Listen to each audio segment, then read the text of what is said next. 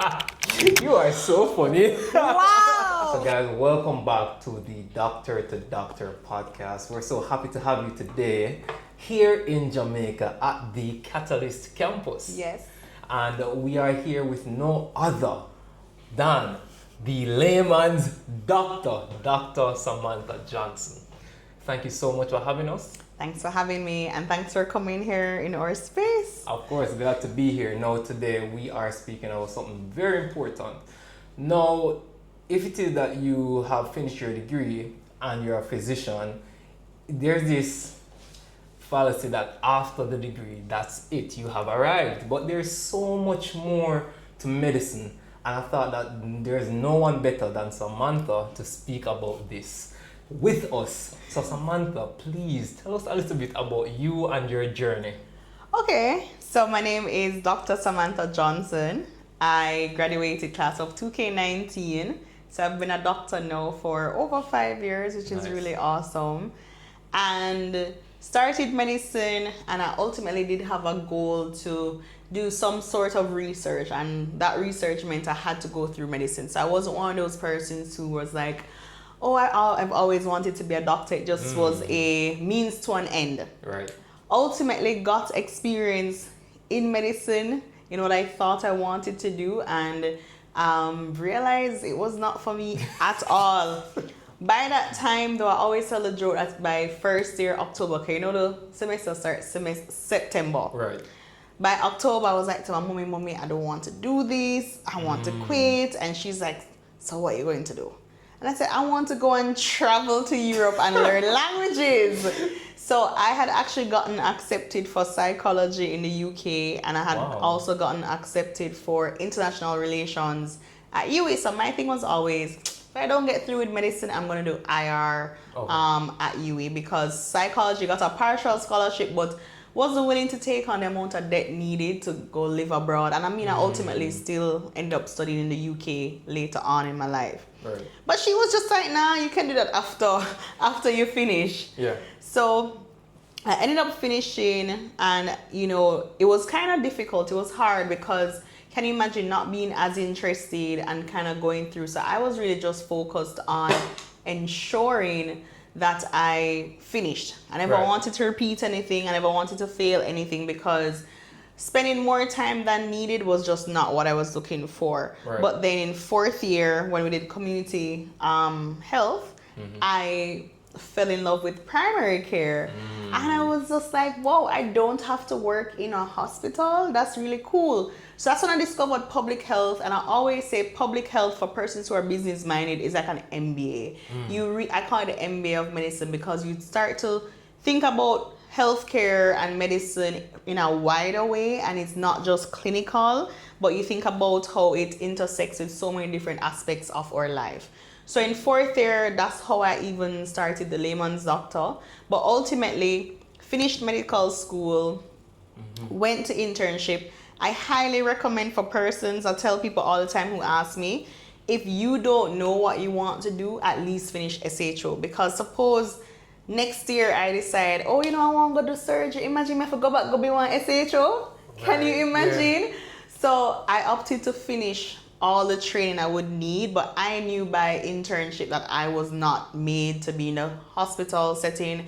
I did not want to work, and it's not that I didn't like different specialties. It's just that how I saw my life and the things I wanted to do, they didn't match up. So I made the decision, and I think COVID may have sped it up.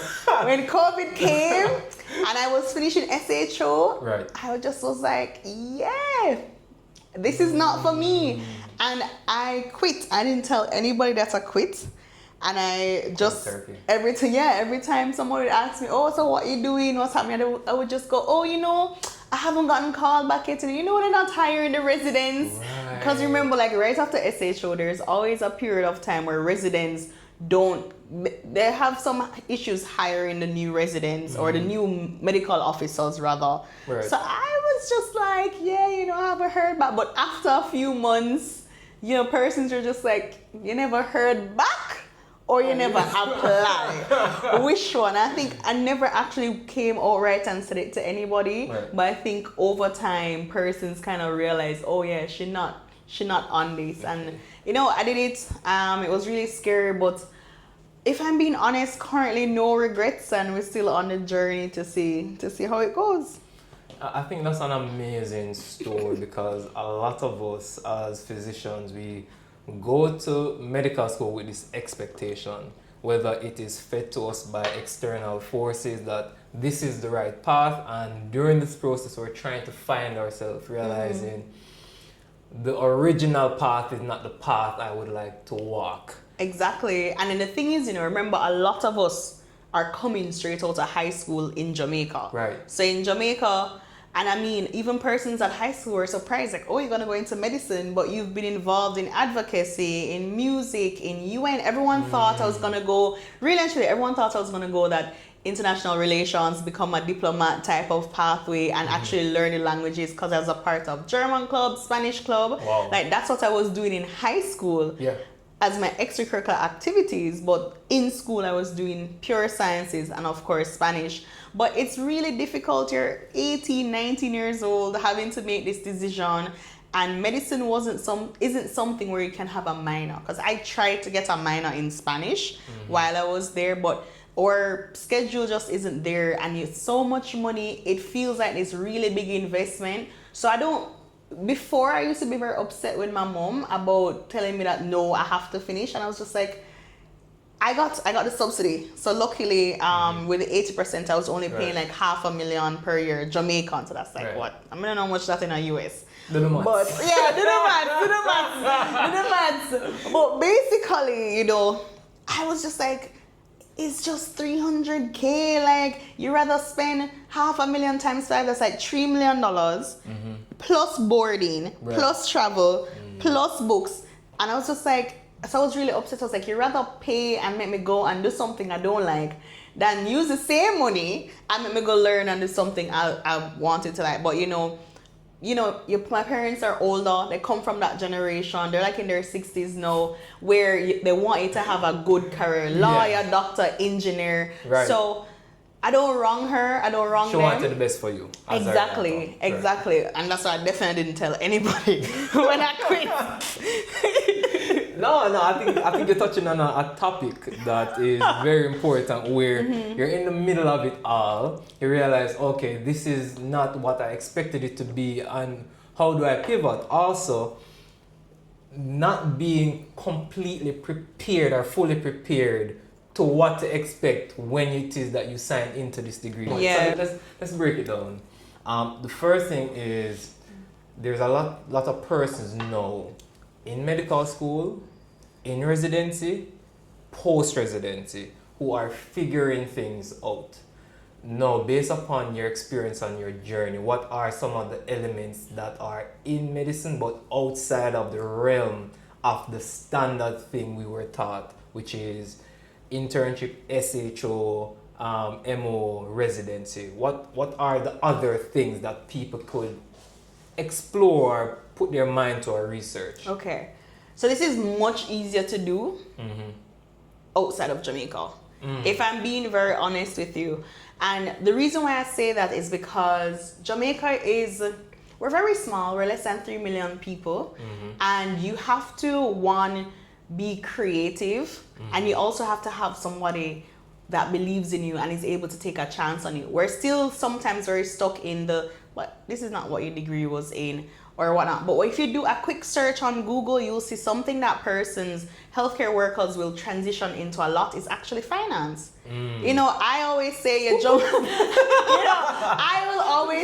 jumping out of the hot pot into the fire, but and what that showed me is that when you zoom out and realize that as a doctor, the things that you are taught are applicable to so many industries. That's so true. So true. Exactly. I'll give you an example. So for example, in my current line of work, I do a lot of risk management. Right. And I tell people all the time, I love A&E.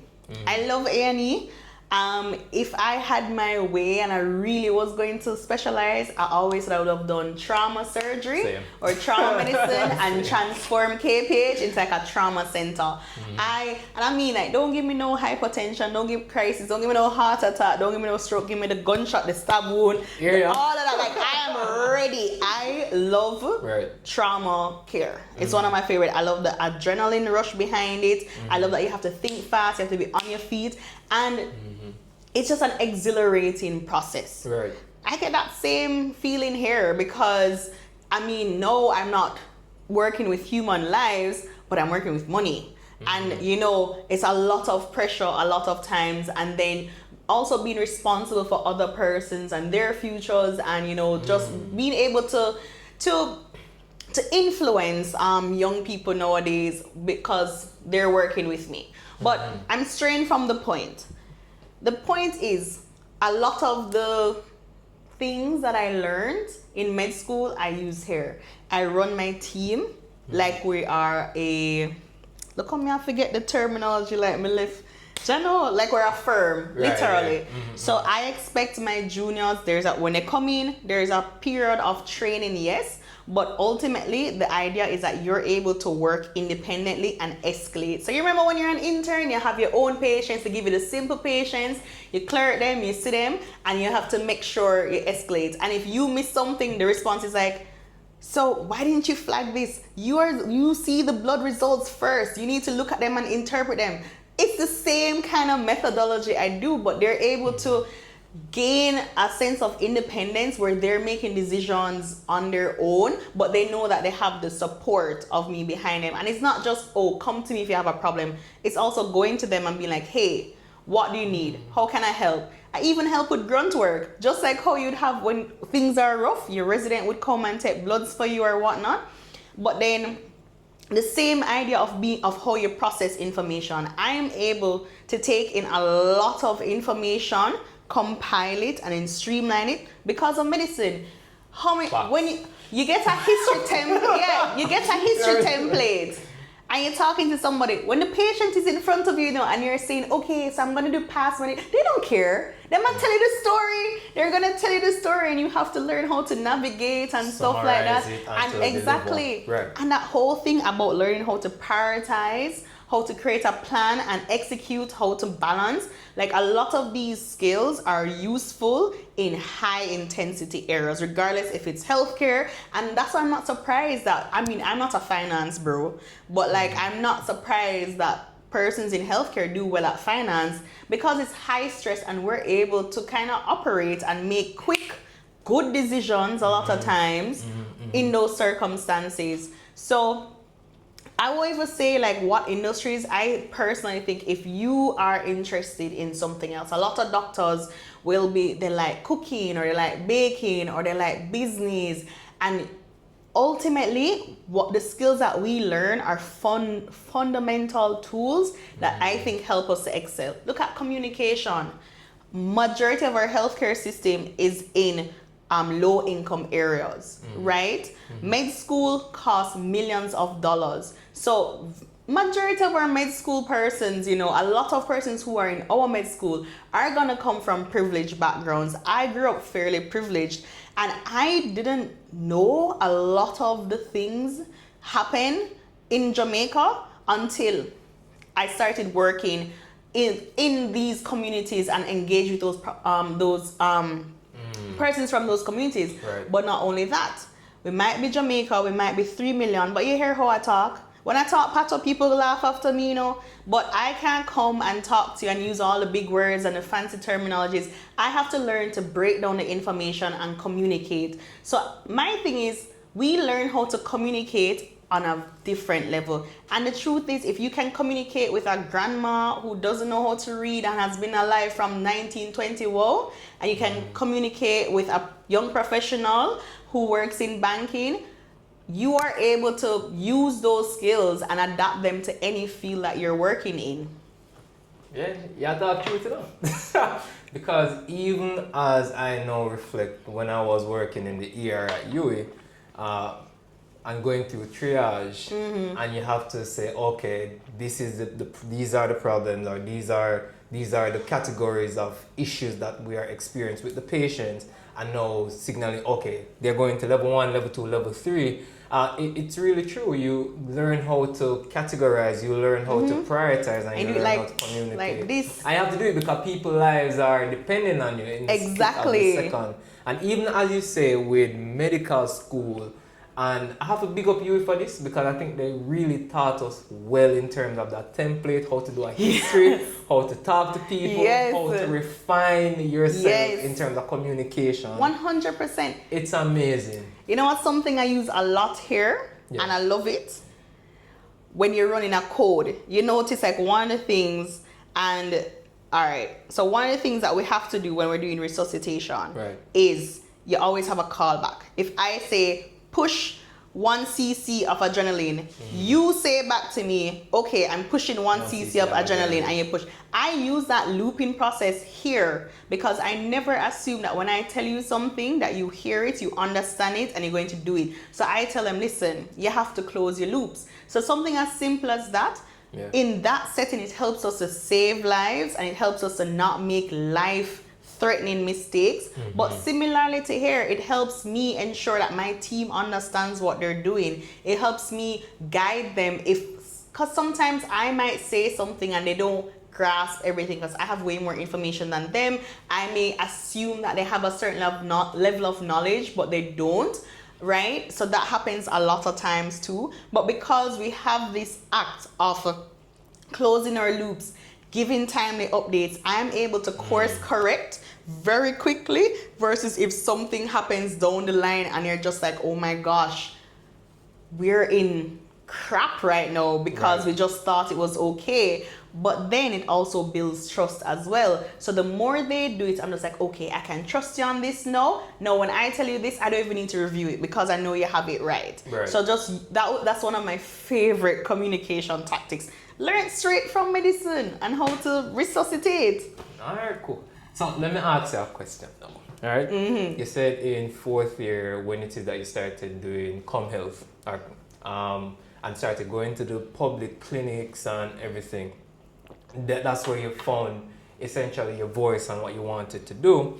Now, would you advise someone to explore their interests while in medical school? Because I think you had started the Layman Doctor in 4th year, and it's an amazing brand. So in regards to aligning yourself with medical school, aligning yourself with interest and building your brand, how would you tie that all together? So 100%, I would say if you can try something now, try it, right? And I think we have this perception that people care what we're doing. They really don't. It's something that I myself have had to tell me because I mean, if I can tell a story. Tell a story. I love stories. Right. So here at Catalyst campus, you know, it was maybe Good Friday, and I decided that I'm gonna be here doing work anyways. Let me invite people to come work with me. I was trying to test out a new product, and I went to my boss and I said, listen, I'm gonna be in office and a lot of the doctors on my page are also studying. So maybe we could actually put together a package. He's a doctor, I'm a doctor. It's a way for us to kind of give back. You know, you don't have to be at the Starbucks and the Pegasus and whatnot to study, which can sometimes be a little bit uncomfortable. So I put it out there. The first day, not a soul came. Not a soul came. But you know what happened? I got calls and I did tours with my phone. The next day, maybe like 2-3 persons came, and they came because they're my friends, whatnot. So this is now, it's Holy Thursday, Good Friday. So I'm just like, boy, you know, I lie. Friday, Saturday, I said, boy, may I take my weekend, you know? Somebody message, you guys gonna open on Sunday? You gonna open on Sunday, or you gonna open on the Monday, whatnot? I said, boy, you know, here's what. If you can bring your friends, I'll open the space for you. I still have work to do. I don't mind taking the trick. And they're like, how many? I was like, it don't matter how many numbers. If you and your study group could have 200, 300 want to come, you can come. Right. So that day, the entire space was filled. And why I use that story to exemplify it is let's say I had that idea on Holy Thursday, which means by Holy Thursday, we put out the graphic and push it out, and we're happening by Friday, right? And I could have been discouraged and be like, boy, nobody came, so let me not bother. But I just kept pushing. And the truth is, outside of me, I don't think a soul even remembers that this even happened. So if you have the opportunity to try something that's in your interest or you think might be your interest, try a low risk way, as low risk as possible, to get access to it. It could be through volunteerism. It could be through a part-time job. It could be through blogging. I mean, it could be in so many different ways, but that is the only way you're going to actually know if you actually like it. So it don't make no sense you sit down in medicine and say, I'm going to be a finance bro. I'm going to be a finance bro. And you do med school for all 5 years, and then when you're done, that's when you're trying to get into it. No, if you're interested in finance and you're in third year, you start joining the communities locally. You start talking about it, you start reading about it, and and if I'm being honest, it makes med school easier, because it's not like, oh my God, med school, I hate my life. You're just like, you know what, I'm doing this and I'm doing this, and it makes it bearable. So just do it. I do that a lot now. You have to just fail forward. If I get an idea today, best believe if I'm able to execute it tomorrow, I'm gonna do it, and I'm just gonna test the waters. No, you can't shame. No, you're right. No, that you're talking like. Can I share a story? Yes. So when I was in med school, I remember the first year I had a business, snack and go, because there was no Burger King or anything there to, because the new building was there, no food. Snack and go. You see a problem, now you solve it. Yeah. Then after that, we started doing clinicals, so we're all about the place. So, all right, now we have to change the dynamics, right? I think after that, there was a business called Shrella, and we used to sell pizza slushies. Right? Yes. And then after that you fail. Alright, we try it again, you fail again. And then I went into the sound business, right? Just experimenting, but just to say, if you have interest, don't be afraid to explore it. Because of those experiences and those failures, I learned a lot about people in business, operations and systems and structures. Yeah. And so I would just encourage anybody who has an idea to just start. Do it. Just do it. Also, like, statistically, most businesses fail, so why are you going to be afraid? Right. It's just like, and we will talk about, okay, what ifs, but you don't know. So I would say for you, just try it in a way that is lowest risk for you, but there are going to be some times where you have to just lock your eye and say, you know what? I gotta do it. Yeah, and it builds character as well. And we don't understand that just by trying, we're inspiring other people and we're making connections for later down the line for that successful business. And you have no idea who is watching you either. Ooh, preach. No idea who is watching you. I can talk about that because the amount of opportunities that the Layman's Doctor has gotten me, I never saw it. And I'm in another transition phase now, because when I actually left medicine, I actually stopped creating. I just kind of took a couple years to be like, I need to relax, and I don't know what I want, so let me just stop doing everything and then start going in slowly. But this role I have, the Layman's Doctor, was the stepping stone to getting it. Nice. I've been on TV, I've been invited to talks, I've been invited to be a part of discussions, with local and international folks, just because of this platform that I've made. And then I went on so the Layman's Doctor is all about creating accessible healthcare, and it's focused on the 3 pillars: the healthcare system, the clients, and also the healthcare workers. And I believe that the healthcare workers are really the connecting dot, because we have influence on the system itself and we have influence on the clients as well. But outside of that, because it was really just knowledge sharing and things like that, and some consulting, yes, I created Margin to Center, which is an NGO focused on improving access to healthcare for marginalized groups of persons. We focus on the same pillars, but now I'm able to get funding. Currently, we're funded by the Frida organization, but like we're able to get funding to now impact persons who otherwise maybe could not have afforded certain things. Right. And now recently we did a session on the Disabilities Act. This act was passed, I think, in 2014 or so, don't quote me. But like we don't get taught, unfortunately, we don't get taught how to interact with different types of patients. And can you imagine, when you're going in front of the doctor, that's one of your most vulnerable experiences. It is. And imagine being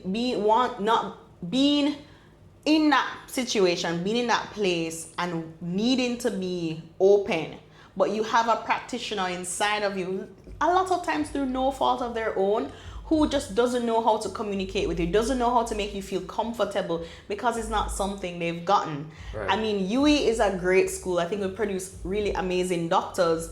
And I remember when I just finished, right, when I was in university, I used to call me the J-Flag girl because I was always doing the advocacy work. But when I finished, I actually reached out to ComHealth and said, I think we need to start doing more sessions around soft skills. And I even sent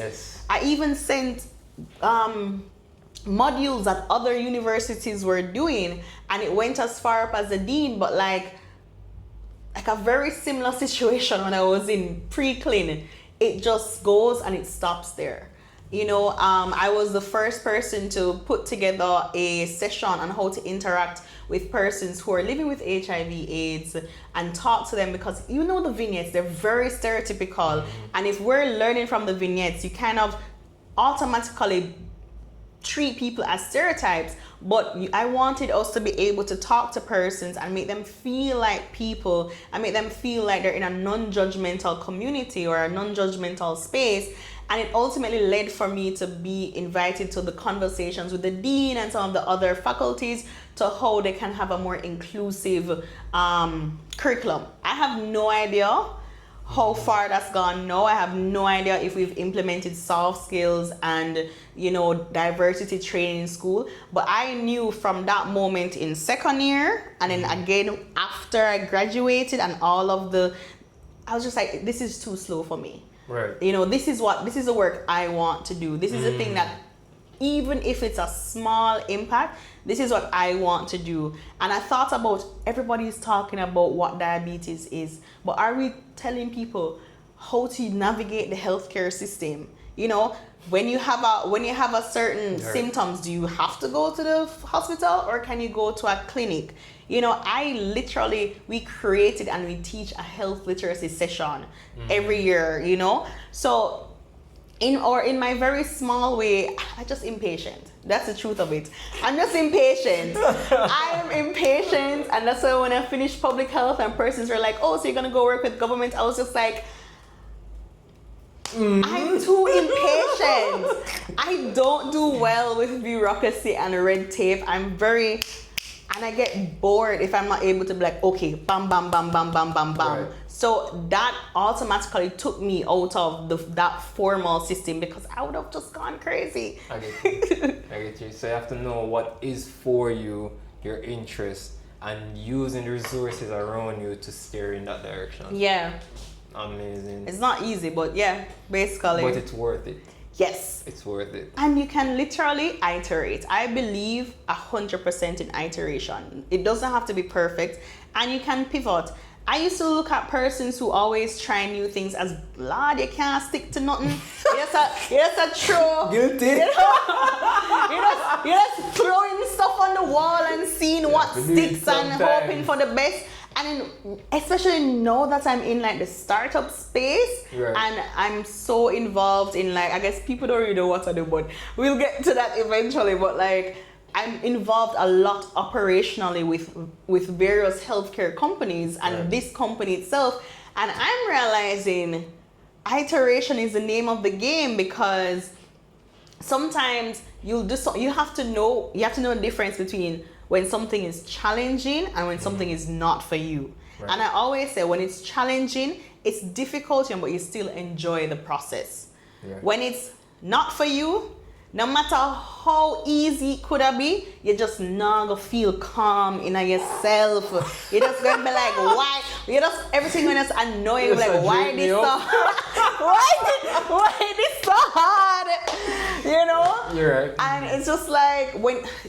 I don't know, when you feel like the universe are conspire against you, it probably is. It's trying to tell you not this path. And I believe wholeheartedly that we all have a path designated for us in life. And no matter how many turns you make, the universe will always push you back to that path. And me's a lazy girl. So I'm just like, well, why am I gonna suffer? Let me just face the fear and just take the step forward, because it usually ends up working out. And when it doesn't work out, I just blame it. I just call it, okay, I just blame it to the game. It's tuition. I learned something from it. There's always something to be learned. And I think you've given us a lot of nuggets, a lot of amazing stories. Now, before I ask you the last question, I'd like you to just let us know how Catalyst Campus is helping physicians, especially in regards to entrepreneurship and just changing the game, as well as the specs on the approach to medicine. Definitely, 100%. So Catalyst Campus is a part of Catalyst Innovation Institute. We have 3 pillars: research, ecosystem building, and venture. Now, I never thought I'd be a published author, but through work, I ended up being published as a part of our research arm. Thank you very much. But overall, we are here to support innovators in healthcare, right? We don't learn business in medicine. And for a lot of us, our purpose is to help save lives, is to help improve people's well-being. But at the end of the day, you still have to think about the economics of it. And what a lot of times will happen is, because you are in the business and there's a lot of, your heart is in the business, your economics may not actually be able to support you. And I 100% believe that there's a way to have both profit while still having a level of respect for patients and still being able to provide quality care at an accessible price, but one that can sustain your business, that allows you to employ others and helps you to build another generation. So we actually started the first healthcare accelerator in the English-speaking Caribbean. We've done 2 cohorts so far, usually around 10 to 12 companies, and it's just a 3-month period, so where companies that are already started, they're already generating revenue, they come in, we have a bunch of local and international experts, and it's focused on helping you improve your marketing, your scalability, your business operations, and there's an aspect of mentorship with it. We're about to launch our Spark program coming up soon, and that one is more for persons who are still maybe in an ideation period, or you have a business idea, or you're already in business but you want to know how you can improve. You want to know something as simple as maybe something that happens a lot to us. You notice a lot of healthcare workers may have private practices, but they still have to work in public sector. And there are gonna be persons who may be interested in going over full-time into private, and you may not know how to do that. You may not realize that your costing might be off, or your marketing may need some help, or that you may be bleeding money based on your spending habits. All you know is, I'm having to maybe use funds that I'm getting from public sector to help offset the cost for this private practice. So that program we understand that the 3-month accelerator, because it is curated, because there is an application process with it, may not be what's best for a lot of the younger innovators and the younger entrepreneurs. And when I say young, I not talk age, I literally mean in terms of business. But it's also if you've been in business for a while and you just want some help. It's so that we are there with you for a longer period of time. It's a bit more intimate, and then you also get access to services at a reduced cost. One of the biggest things for small businesses and startups is the cost to do things is a lot. But that's because we're paying for it individually. But if through us, what we're hoping is because you're leveraging our network and you're using the same folks that we're using, we're able to pass on a lot of those savings to these smaller companies. So accounting, compliance, data protection, if you need financing, accessing capital, both loans and investment, like those are things that we can help with. And it's really, I really would love to be able to influence the business of healthcare more and help healthcare workers understand that you can do good business in healthcare, you can do respectable business in healthcare, and you can have a great quality of life while still providing care that's affordable and accessible to the persons around you. And you can scale. You know, sometimes you don't need to look at Jamaica alone. Like, you have the entire Caribbean as a region, or you may end up realizing that your business can be used in the States or used in Africa or used in similar countries that may be in Asia, for example. So like, I think what we are like a broker, and we're able to tell you, hey, these things exist and we know the pathway to it. We have, so our ecosystem extends across the globe, and we've learned a lot because, as I said, while Catalyst Innovation Institute, I manage and run that company, you know, I work with Novamed, and we're a healthcare investment company, and we buy and operate a lot of our own assets. So the operational experience is there. The founder experience is there. A lot of the struggles that new founders go through, we've been going through that. Mergers and acquisitions. Suppose you want to buy a clinic, but you know nothing about that process. You don't know how to talk to the lawyers. You don't know how to talk about the finances. You don't know how to protect yourself to not be taken advantage of. Maybe you don't know. Like, we are able to do that because we've been there. We know what the process is like. We know what to look for. We know how to spot, you know, if, you know, this one is a little bit too shaky, or if you're leaving things on the table. So I would say for healthcare workers, if you are business minded and, you know, whether it is you want to start your own thing, create a new product, buy a clinic, anything like that, we are able to help from A to Z. It sounds almost too good to be true. Right? But you know, and you It's know, amazing. I get you, but the truth is that's how Catalyst came about. We are doing something, I think, that locally maybe is very new, you But know, needed. and exactly, and you know, there's a lot of time, you can have a lot of weird feelings around mixing business and healthcare, because you're like, healthcare is supposed to be for the people. It's supposed to be accessible. It's supposed to be, you know, something that we all have. But in a place like Jamaica, when, yes, we have public sector, but you realize so much of it has to be supplemented through private care. Even things like urgent cares or reduced wait times. You may go to a hospital, and because you're not a one or two, you're not a major emergency, and there's so many people and not a lot of the staff there, you realize that you end up spending 10-12 hours being seen for like a cut on your finger or something, and that's just because we just don't have the resources. But you may be able to go to another facility, and competition in business is good because it gives consumers the ability to choose where they spend their money, and it forces persons to give high quality care at competitive pricing. Right. And if you are somebody who are able to know, instead of going to UE or KPH or whatnot, and you know you're waiting for a hand cut or a broken hand or something, and because they're not as urgent, you're able to bring that wait time from 10 hours to maybe 3 hours. You start to realize that it might end up being cost saving for you as an individual, because now you have choices. You have choices that you can go to, but now you don't lose your entire day being somewhere. Right. I think based upon what you're saying in the terms of the packages, the mission, the vision, and what you are already doing, that's amazing. And what I'll probably do is get some information from you so we could leave it at the Yeah. link in the video so Yeah. people can have access. So For you're doing sure. amazing work, and I'm just so proud of you. Thank you. Yeah, man. Thank So you. big up yourself, Queen. Now, I'm gonna ask you one last question. Sure. If it is that you could give yourself a word, your younger self, a word of advice, what would that be? Honestly, Honestly. well, let me think about it. Only one thing comes to mind.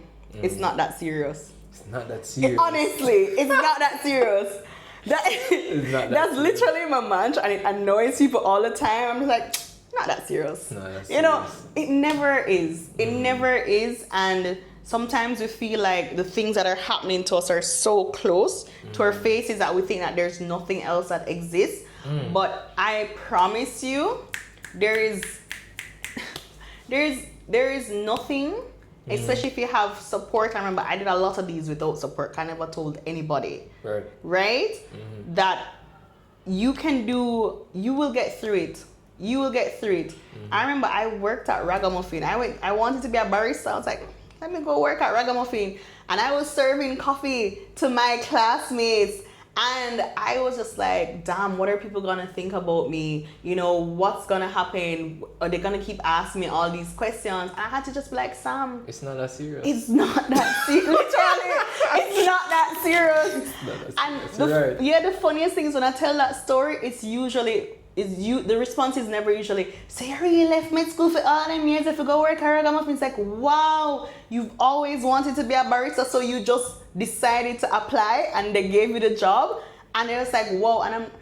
That thing that you said about inspiration, and I didn't realize that people found me inspired. I was just a trying youth. You are? I'm just a trying teen. You are so inspiring. I was just trying to live my life. I am dead focused on being happy and living a life that I'm proud of and that fulfills me.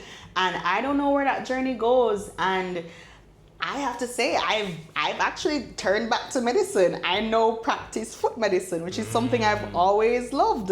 Nice. And it's not something that we train for here. So I found somebody who mentored me. And now, while I'm doing this in my free time, I will go take out ingrown toenails and, you know, take out corns, and it makes me really excited. So, you know, it's so just if like, guys need a foot doctor as well, big up. We'll leave the link for that as well. Well, Yes. It has been an amazing conversation with you, Sam. Yeah. I think you've not only inspired me, but you've inspired the larger audience, especially of the Doctors and Doctor podcast. I look forward to just having another conversation. Yeah, And, for sure. as you say, the journey continues, and we're looking forward to seeing where that journey takes you. You know, I don't know. We'll see. We'll see. Yeah. Alright guys, thank you so much for joining us on this conversation, and we look forward to just having you on the next one. Remember to like, comment, and subscribe. Blessings. Peace. You are so funny. Wow.